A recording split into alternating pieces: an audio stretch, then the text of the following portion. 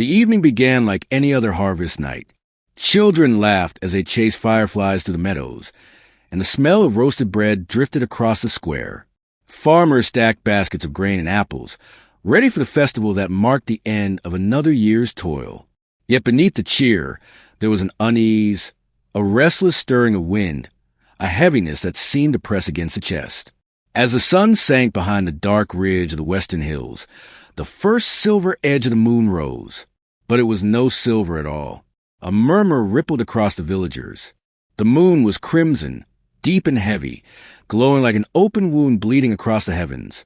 Its light was not gentle but sharp, throwing twisted shadows that seemed to crawl along the cobblestones.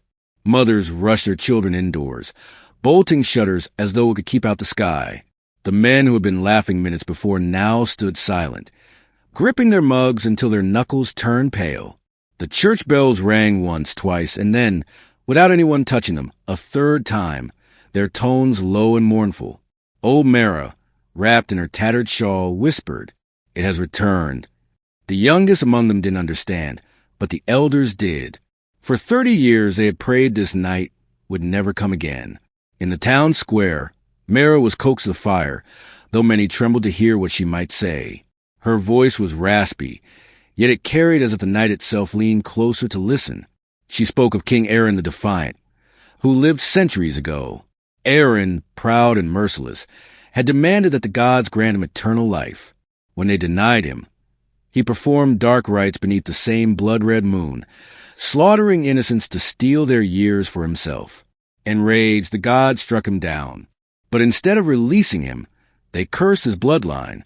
On nights when the moon turned crimson, his descendants would claw their way out of the earth, soulless, hollow, driven by vengeance to feed on the living.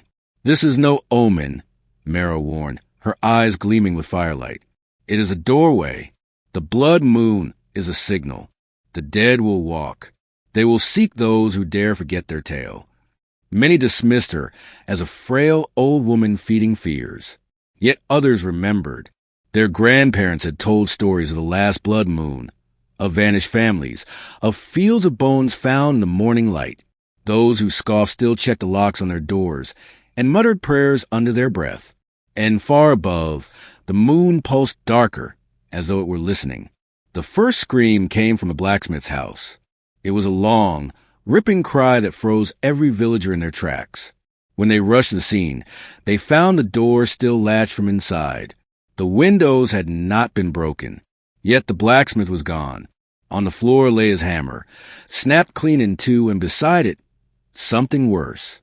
A trail of crimson dust, fine as ash, scattered in the shape of a handprint. Panic spread. The villagers argued in the streets. Some claimed he had run into the woods, others that he had been taken. A few swore they saw a shadow slither across the rooftops, moving against the moonlight itself. By midnight, more had vanished.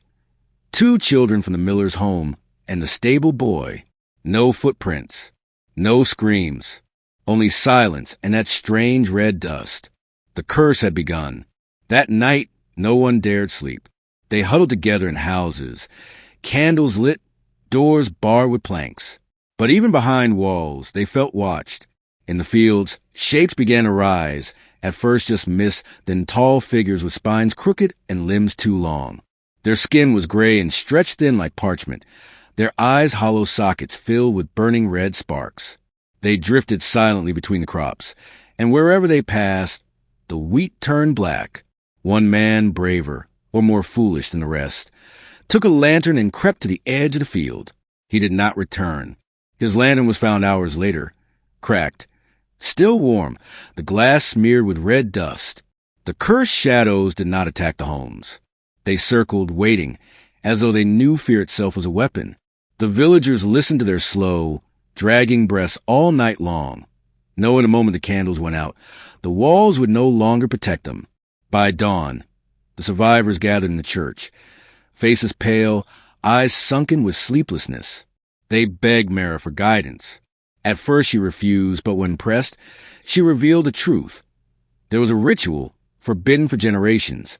It could close the doorway opened by the blood moon, but it demanded 3 things: a flame that does not die, a silence that cannot be broken, and a soul willingly given. The villagers recoiled. A sacrifice! One among them must give their life under the blood moon to seal the gateway. If no one did, the curse would spread until no living soul remained.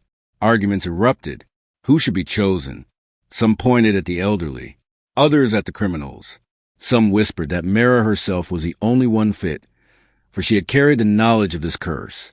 By evening, the square was no longer filled with neighbors but with enemies. Friends accused friends. Families turned on one another. And all the while, the blood moon grew darker, as if feeding on their hatred. That night, the decision was made. Mara was seized and dragged to a stone altar deep in the woods, an altar older than the village itself. The people carried torches, chanting words they did not understand, desperate to end their suffering. Mara struggled, crying out, "Fools! You cannot kill what is chosen by the curse. My death will not save you. It will feed them." But her words only fueled their fear. The knife was raised above her chest, and then the shadows came. The cursed descendants surged into the clearing, silent as a grave, their hollow eyes burning with bloodlight. The villagers screamed as the figures descended, tearing into flesh, devouring life itself. The red dust rose in clouds, choking the air. Torches fell and died. The last thing Mara saw before darkness took her was the blood moon itself, pulsing, alive, as though it were watching the slaughter with delight. When dawn broke, there was no village left. The homes were nothing but ash, the fields barren, the church reduced to ruins.